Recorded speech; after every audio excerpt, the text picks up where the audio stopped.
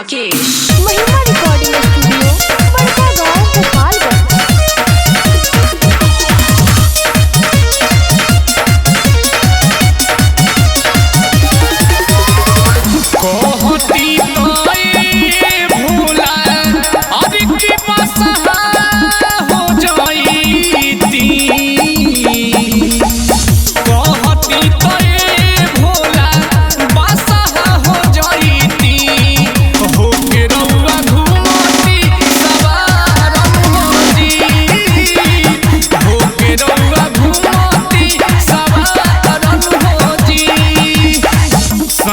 साथे रही के राउर अरे के बुझावा उठैती साथे साथे रही के राउर बुझावा उठैती हो जाइत हमरो उधारन होती ए बाबा हो जाइत हमरो उधारन होती हो जाइत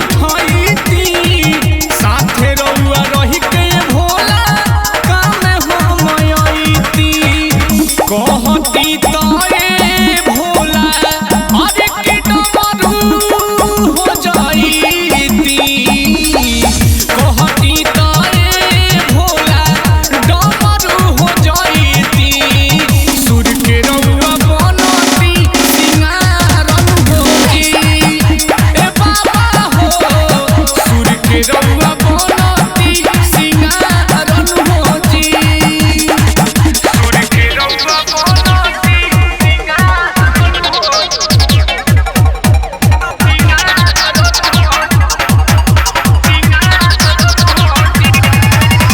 Music Z Rakesh।